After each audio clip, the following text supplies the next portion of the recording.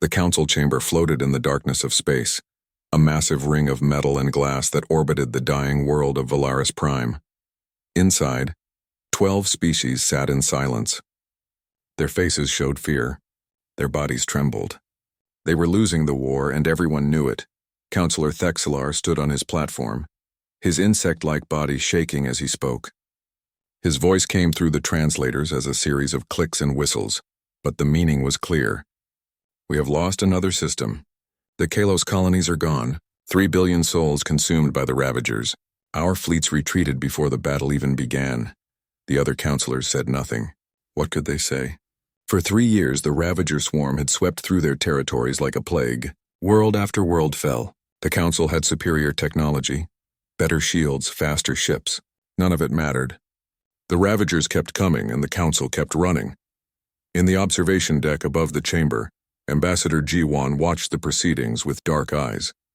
She was human, one of only 5 from Earth stationed at the council. Her people had been discovered 2 years ago when a council survey ship stumbled upon their solar system. The council had been shocked to find an intelligent species they had never known about. They were even more shocked when they learned where humans came from. Earth was a death world. That was the official classification. A planet so hostile, so deadly, that the council could not understand how anything intelligent had evolved there. Gravity twice as strong as normal worlds, storms that could level cities, predators at every level of the food chain, diseases that killed in days. The council species looked at Earth and saw a nightmare.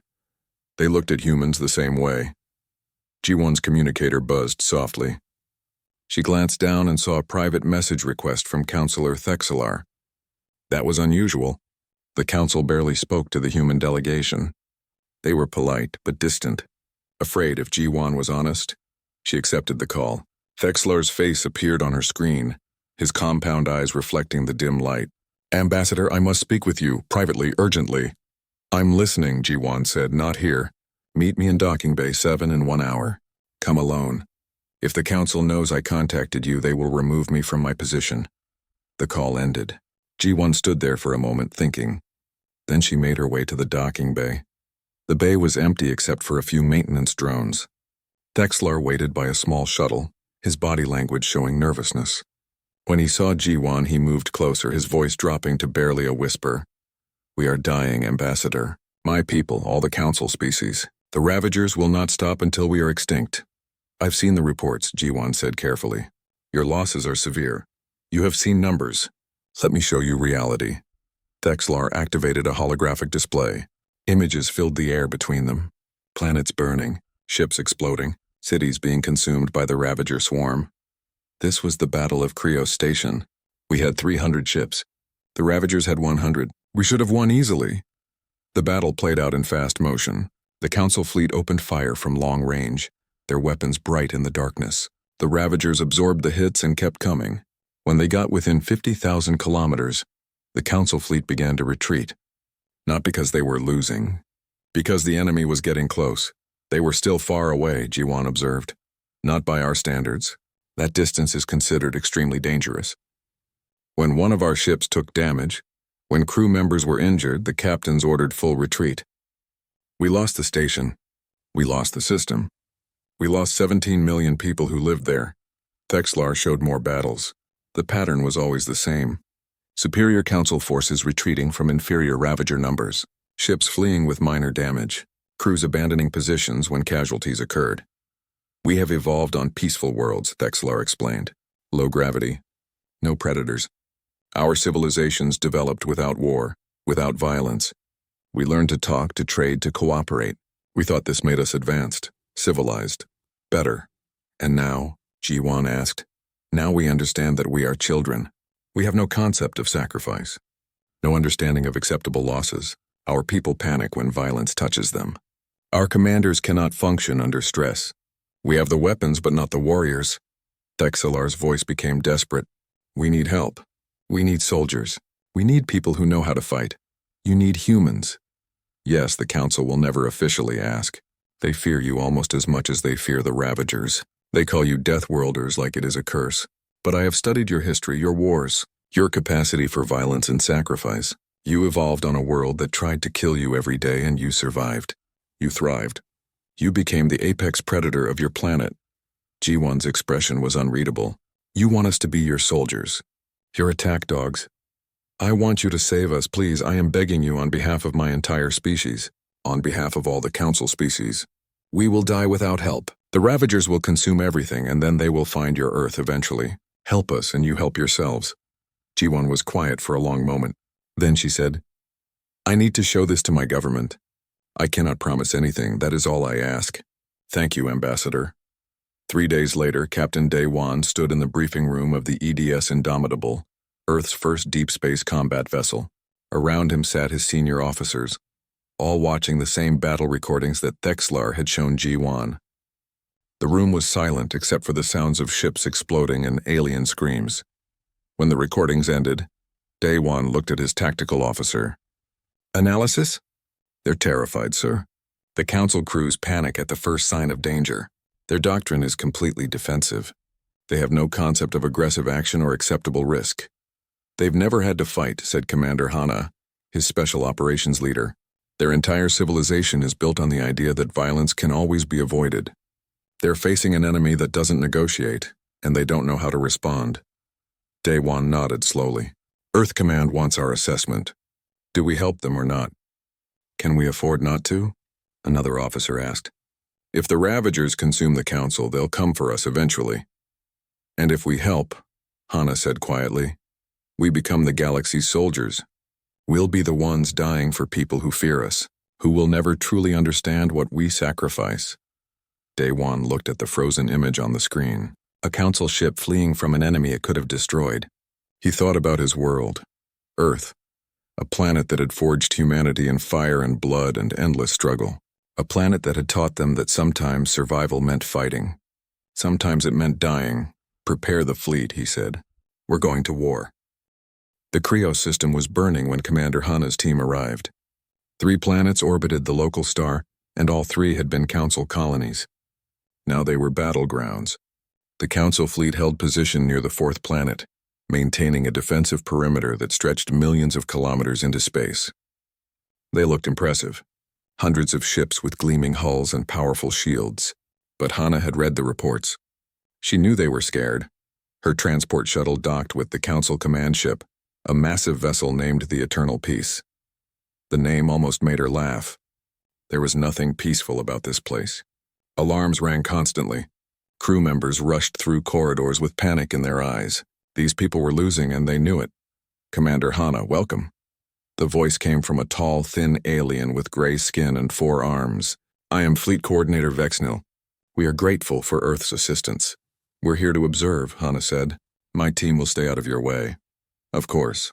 Let me show you to the observation deck. Hana's team consisted of 5 specialists. Technician Wu Jin, a young engineer who could interface with almost any technology. Private Sung Ho, a Marine who had never seen real combat before. 2 intelligence officers and a medic. They were all young, all volunteers, all about to see what war looked like when one side had forgotten how to fight. The observation deck gave them a view of the entire battle space. Holographic displays showed fleet positions, enemy movements, tactical data. Wu Jin immediately started connecting his equipment to the council systems. The aliens looked nervous about it, but they said nothing. Contacts, someone announced. Ravager fleet emerging from hyperspace. Hana watched the displays. 68 enemy ships appeared at the edge of the system. They were ugly vessels, all sharp angles and organic-looking armor. They looked like someone had grown them instead of building them. The council fleet numbered 200 ships. Better than 3-to-1 advantage. This should be easy. All ships, battle formation Delta, Vexnil ordered. Maintain maximum engagement range. Do not allow enemy approach within safe distance. The council fleet began moving, spreading out into a wide defensive arc. Their weapons powered up and the first shots fired from over 100,000 kilometers away. Energy beams and missiles crossed the empty space. The Ravager ships took hits, their shields flaring. Several exploded, but the rest kept coming. They're closing, the tactical officer reported. Enemy distance now 90,000 kilometers. All ships maintain fire. Target priority on lead vessels. More Ravager ships died, but they didn't slow down. They didn't retreat. They just kept coming, absorbing losses that would have broken any council fleet. Distance 70,000 kilometers. Hana noticed the change in the room. The council officers were getting nervous. Their movements became jerky. Their voices rose in pitch. She looked at Sung-ho, who was watching with confusion. "Why are they worried?" he whispered. "The enemy is still really far away. Distance 50,000 kilometers. Entering danger zone. All ships begin tactical withdrawal," Vexnil ordered. "Maintain fire, but do not allow enemy to close further." The council fleet started to retreat. Not because they were losing, not because they were taking heavy damage, because the enemy was getting close. Hana felt something cold settle in her stomach. These people weren't warriors. They were children playing with weapons they didn't understand. The Ravagers pressed forward. A few council ships took hits. Hana watched the damage reports. Minor hull breaches. Shield failures. One ship reported 3 crew members injured. Not dead, injured. "This is the CNV Harmonious Dawn." A voice came over the communications. "We have sustained critical damage. We have casualties. We are evacuating the ship. Critical damage?" Woojin pulled up the ship's status. "Their shields are at 60%. Life support is fine. Weapons are operational. They have 3 people with minor injuries." But the Harmonious Dawn was already launching escape pods. The crew was abandoning a perfectly functional warship because 3 people got hurt. Hana watched in disbelief as other ships began pulling back, their captains reporting damage that would barely scratch a human vessel. "Fleet is retreating to secondary defensive line," Vexnil announced. "We will regroup and reassess." The council fleet withdrew, leaving the Ravagers in control of the space they had just been defending. The enemy had lost maybe 20 ships. The council had lost 4 and retreated from a battle they were winning. "I don't understand," Sung-ho said. "They had them outnumbered. They were winning." "They don't know what winning costs," Hana replied quietly. Over the next 6 hours, Hana's team observed 3 more engagements. The pattern was always the same. The council had superior numbers and technology.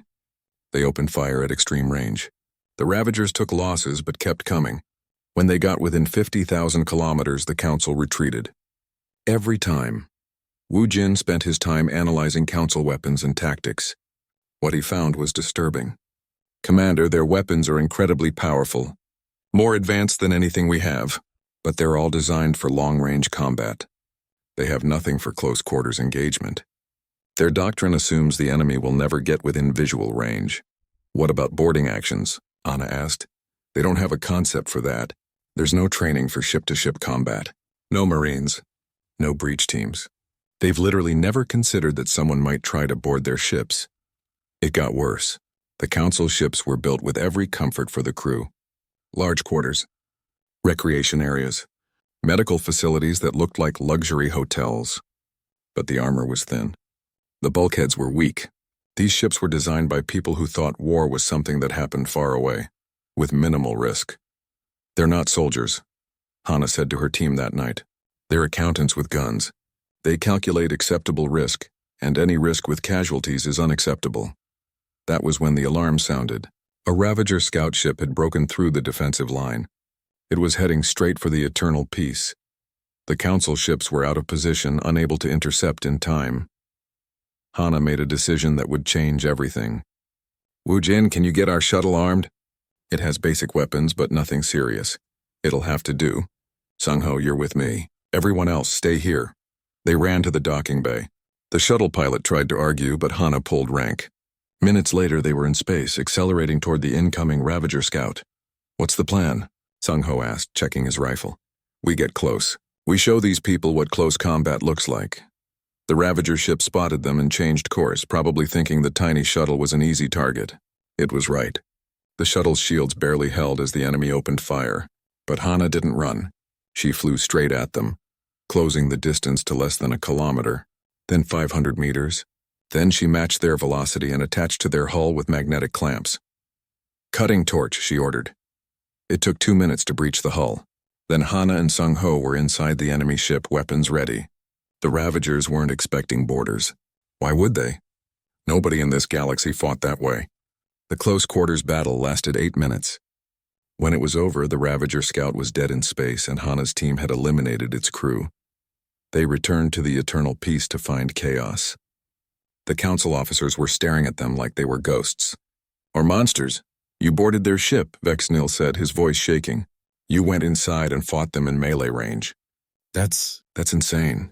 That's war, Hana said simply. And you need to learn it if you want to survive. She filed her report to Earth Command that night. The message was simple. The Council had the tools to win, but not the will. They were like children with loaded guns, too afraid to pull the trigger because it might be loud. Earth would have to teach them, or Earth would have to fight for them. Either way, everything was about to change. Valaris Prime hung in space like a dying ember. The planet had been the spiritual heart of the Council, home to the oldest civilizations, the grandest libraries, the most beautiful cities. Now it was a Ravager fortress. The enemy had dug in deep, turning the cities into hives, the underground tunnels into warrens. Intelligence estimated 200,000 Ravagers on the surface. Taking it back would be hell. Captain Daewon, now promoted to Admiral after the Battle of Nexus Station, stood in the war room studying holographic maps of the planet. His face looked older than it had 3 months ago. Command aged you fast, especially when you spent your nights signing death notifications. The assault plan is ready, Commander Hana said, her voice flat. Professional. She had learned to hide her emotions after months of ground combat. We'll make orbital insertions at 6 points around the capital. Fight our way to the city center. Wu Jin estimates 40% casualties for the initial landing force. 40%. That meant 4 out of every 10 soldiers wouldn't be coming back. Day 1 had signed off on operations with those odds before. You got numb to it after a while, but numb wasn't the same as not feeling it. What about civilian survivors? He asked. Scattered throughout the city, hiding in bunkers. We'll need to secure them while dealing with Ravager resistance. It'll slow us down. Increase casualties, Day 1 nodded slowly. Approved. Begin preparations. Above them, in the Council observation ship, Ambassador Jiwan faced a very different kind of battle. The Council chamber was in chaos. Half the Council wanted to continue the liberation. The other half wanted human forces to withdraw immediately. They have become the very thing we feared, Councillor Vexcor said, his voice shaking. These Deathworlders fight without restraint. They sacrifice their people without hesitation. What happens when the Ravagers are gone? What happens when humanity decides we are the next threat? They are saving us, Councillor Thexelar argued back. My world would be ash without human intervention. Yes, they are violent. Yes, they are terrifying. But they are dying to protect us. 12,000 human casualties, another councillor said. That is more deaths than our military has suffered in 800 years of existence. How can any species accept such losses? Jiwan listened to the arguments, her face calm. Inside, she felt tired. These people didn't understand. They couldn't understand. They had never evolved on a world where death was part of daily life. Where predators hunted you, where disease killed your children, where you learned that sometimes survival meant sacrifice. If you want us to leave, we will leave, she said quietly. The room fell silent. Earth did not ask for this war. You came to us. You begged for help. We gave it, knowing the cost. But we will not stay where we are not wanted. And the Ravagers? Vexcor demanded. You would leave us to die. You would have us die for you while you debate whether we're too dangerous to keep around. Choose. The vote was close. In the end, the Council agreed to allow the liberation of Valaris Prime. But the trust was broken. G1 could see it in their eyes. They needed humans, but they feared them. It was a bad combination. On the planet's surface, the assault began at dawn. Drop pods screamed through the atmosphere, carrying Marines into hell. Sergeant Boram's pod hit the ground hard, the impact crushing her against the restraints. The doors blew open and she was moving, rifle up, scanning for targets. The Ravagers were waiting. They had learned from previous battles. They had adapted. The landing zones turned into killing fields. Boram watched her squad take casualties in the first 30 seconds. Private Sung-Ho went down with a piece of shrapnel in his leg. He kept shooting from the ground, screaming insults at the enemy. Medical! Boram shouted, dragging Sung-Ho to cover. The fighting was brutal, close quarters, room to room. The Ravagers fought with desperation now. Knowing this was their last stand, human Marines pushed forward, taking horrific casualties but never stopping. Technician Wu Jin was with the combat engineers trying to breach underground tunnels where Council civilians were trapped. The Ravagers had sealed them in, planning to use them as hostages or food. Wu Jin worked under fire, his hands steady despite the explosions around him. He got the first bunker open and found 200 council civilians inside. They were alive but traumatized. They had been hiding for 6 months, too afraid to fight, too afraid to even try to escape. "We have to move," Wujin told them. "Can you walk?" They stared at him with wide eyes. They had been told humans were dangerous, violent. And here was this young human bleeding from a wound in his shoulder, trying to save them while battles raged outside. "We'll protect you," he said. "I promise." Commander Hana led the main assault into the city center. Her team had been fighting for 18 hours straight. They were exhausted, running low on ammunition, taking casualties at a rate that would have caused any council force to retreat. But they were close. Intelligence had located the Ravager Queen in an underground chamber beneath the old council building. Kill her, and the Ravager presence on the planet would collapse. The problem was getting to her. 2 miles of hostile territory, thousands of Ravagers, and the route required going through collapsed tunnels that could trap them underground. "It's a one-way trip," Hana's tactical officer said. "We won't have enough time to get out before they collapse the tunnels on us." Hana looked at her team. They were all young, all brave, all volunteers who had signed up knowing they might not come home. "I'll go," she said. "I need 20 volunteers. No one will think less of anyone who stays behind." Every single person in her unit stepped forward. She had to order some of them to stand down. In the end, she took 20 Marines and started the descent into darkness. Dr. Yejin tracked their progress from orbit, coordinating with Hana through a spotty communication link. "The Queen is the key," she said. "Kill her and the drones will lose coordination. They'll scatter, but the chamber is heavily defended." "Understood," Hana replied. Her voice was calm, professional, like she was discussing dinner plans, not a suicide mission. The journey through the tunnels took 3 hours. They fought Ravagers in the dark, lost 6 Marines to cave-ins and ambushes, ran out of grenades, ran low on ammunition, but they kept moving, forward, always forward. That was the human way. They reached the Queen's chamber to find it exactly as predicted. Heavily defended, dozens of Ravagers guarding their mother. The battle was savage. Hana's team fought with everything they had. They used knives when they ran out of bullets. They used their hands when they lost their knives. And when Hana finally stood before the Queen, wounded and exhausted, she placed the last demolition charge manually against the creature's body. "This is for everyone you killed," she said quietly. The explosion tore through the underground complex. Above ground, the Ravagers suddenly went berserk. They lost their coordination. They scattered. The human Marines, seeing their chance, pushed forward with renewed energy. Within hours, the battle was won. But Commander Hana didn't come back. None of her team did. They had held the detonation long enough for Council civilians to evacuate nearby tunnels. They had sacrificed themselves to save people who weren't even their own species. Admiral Daewon received the report in silence. He added 21 names to the list. 21 more letters to write. 21 more families to face. The cost of victory kept climbing. When the planet was secure, the Council erected a monument in the city center.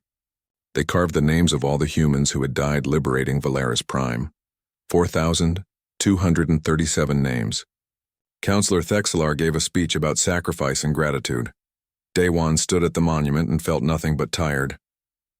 They had won. They had saved billions of lives. But the cost made him wonder if the victory was worth it. He thought about Commander Hana, who had died fighting for people who feared her. He thought about all the young men and women who had followed orders, done their duty, and never came home. That night, Ambassador Ji-won found him sitting alone. "The Council wants to thank you properly," she said. "They're planning ceremonies, medals, honorary memberships." "I don't want their medals," Daewon replied. "I want them to understand what we gave them." "They can't. They've never known sacrifice like this." "Then maybe we shouldn't be fighting their wars." Ji-won sat down beside him. "Maybe, but we did it anyway, because that's who we are. We're the ones who stand between the darkness and everyone else, even when everyone else is afraid of us." Daewon looked up at the stars. Earth was out there somewhere. Home. He wondered if the people back there understood what was happening out here. If they knew that humanity was becoming something new. Not just explorers or traders, but guardians, protectors, the galaxy's reluctant warriors. The war was almost over, but Daewon suspected the hard part was just beginning. Admiral Tae-young stood on the bridge of the EDS Indomitable and watched 200 human warships drop out of hyperspace. Behind them came the troop carriers. 50,000 Marines, engineers, medical teams, supply vessels. Earth had sent everything it could spare, and it still looked small compared to the Council fleets. But numbers didn't tell the whole story. The Council liaison officer, a nervous creature with blue skin and too many eyes, approached carefully. "Admiral, we have prepared defensive positions for your fleet. You will be assigned to the secondary perimeter, supporting our main battle line from a safe distance." "No," Tae-young said simply. "Excuse me? We're not sitting in the back. We're going forward. Aggressive deployment. We're going to take the fight to the Ravagers." The alien's eyes widened. "That's extremely dangerous. Council doctrine requires maintaining maximum safe distance from enemy forces. We cannot risk close-range engagement. Your doctrine is why you're losing. We'll do this our way." Tae-young turned to his communications officer. "Signal the fleet. Formation assault pattern. We advance in 30 minutes." News of the human fleet's deployment spread quickly. Council observers gathered to watch, curious and horrified at the same time. Human warships looked nothing like Council vessels. They were smaller, heavily armored, built low and mean. They bristled with weapons designed for close combat. Railguns, plasma cannons, missile pods, and the crews inside lived in cramped quarters with minimal comforts. These ships were made for war, not for comfort. Dr. Yejin was aboard one of the science vessels, studying everything she could about the Ravagers. She had been analyzing their biology for weeks, trying to find weaknesses. What she discovered was interesting. The Ravagers were parasites. They consumed other species not just for resources, but because they needed genetic material to evolve. They had swept through dozens of civilizations, taking what they needed from each one. But they had never faced real resistance. They were bullies who had only ever fought victims. "They're used to overwhelming weak opponents," she reported to Tae-young. "They rely on numbers and intimidation. When they encounter someone who fights back effectively, they don't know how to adapt." "Good," Tae-young replied. "Let's teach them about humans." The first engagement happened at the Outer Rim, a cluster of mining colonies under Ravager occupation. The human fleet jumped in at close range, much closer than Council doctrine would ever allow. The Ravagers immediately moved to intercept, expecting the same tactics they had seen for 3 years. They expected the humans to fire from distance and retreat when they got close. That didn't happen. Tae-young's fleet drove straight into the enemy formation. Human ships took hits, their shields flaring under Ravager fire. But they didn't retreat. They got closer. Within visual range, within ramming distance, the human weapons opened fire, and the Ravagers discovered what close combat really meant. Railguns firing solid projectiles at a significant fraction of light speed. Plasma cannons that could melt through armor in seconds. And when human ships took damage, when crew members were injured or killed, they kept fighting. They didn't flee. They didn't panic. They adapted and continued. Sergeant Boram led the first boarding action, taking her Marine squad onto a Ravager hive ship. The Council observers watched in shock as humans breached the hull and fought room by room through the enemy vessel. The Ravagers had never experienced boarding tactics before. They had no defense for armored Marines with assault rifles clearing corridors at close range.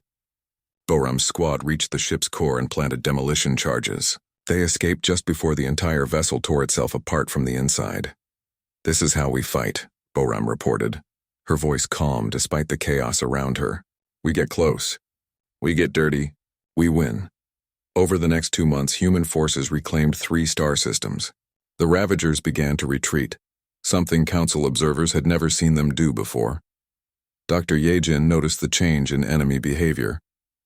"They're scared," she reported. "For the first time, they're facing prey that fights back and they don't know what to do." But the human tactics horrified the Council species almost as much as they impressed them. Council observers watched human ships continue fighting with severe damage. They watched crews work through injuries that would have caused Council personnel to abandon ship. They watched humans volunteer for missions that had survival rates below 50%. Private Sung-ho became famous across the galaxy, though he didn't know it. His helmet camera recorded a defensive action where his entire squad was killed holding a strategic position. He was alone for 6 minutes, facing dozens of Ravagers trying to break through. The recording showed him laughing. actually laughing while he fought, taunting the enemy, daring them to come closer. When reinforcements arrived, they found him still standing, surrounded by dead Ravagers, making jokes about the smell. The video went viral across council networks. Some species saw it as proof of human courage. Others saw it as proof that humans were insane. Both might have been right. Technician Wu Jin worked with council engineers trying to help them adapt their ships for more aggressive combat. It was frustrating work. The aliens couldn't understand why anyone would design a ship without comfortable crew quarters. They couldn't understand why humans would sacrifice protection for crew in favor of heavier armor and weapons. The entire philosophy was alien to them. "You design ships to keep your people safe," one council engineer said to Wu Jin. "We design ships to win," Wu Jin replied. "There's a difference. Your ships are hotels that can fight. Ours are weapons that carry people." Admiral Tae-young pushed his advantage. He ordered constant aggressive patrols. He sent raids deep into Ravager territory. He kept the enemy off balance, never giving them time to regroup or adapt. It was exhausting for the human crews, but it worked. The Ravagers were being driven back for the first time in 3 years, but it came at a cost. Human casualties mounted, 300 dead in the first month, 800 by the second month. The numbers were small compared to council losses in the early war, but for humans every death mattered. Every name was remembered. Every loss hurt. Commander Hana coordinated ground operations, leading teams to liberate occupied planets. She saw things that would haunt her. Council civilians who had been in hiding for months, too terrified to even try to fight for their freedom. Entire cities abandoned without resistance. Species that had forgotten what it meant to stand and defend your home. One night, she sat in her quarters writing letters to the families of fallen soldiers. It was something she did personally, not delegating to anyone else. Each letter was different.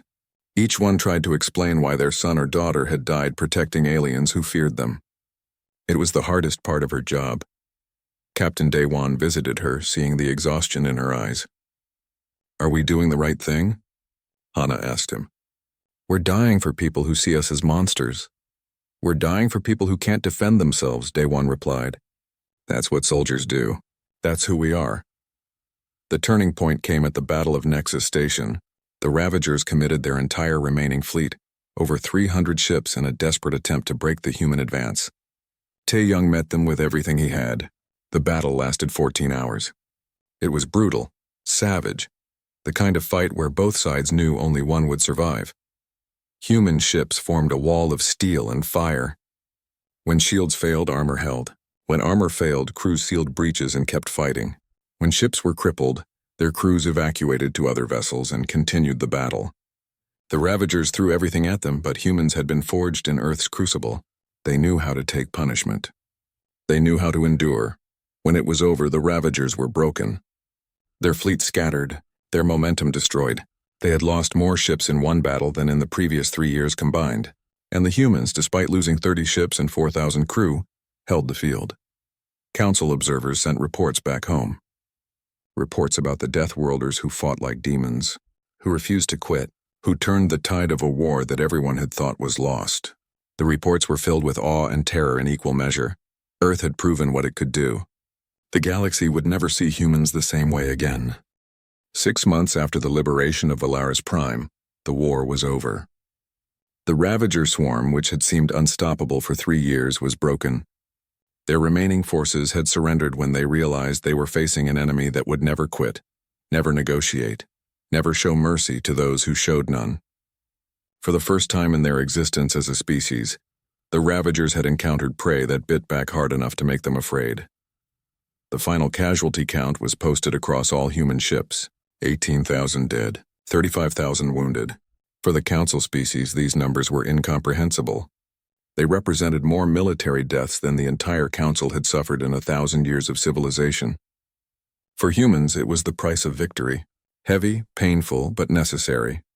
Admiral Daewon stood in the Council chamber for the final time.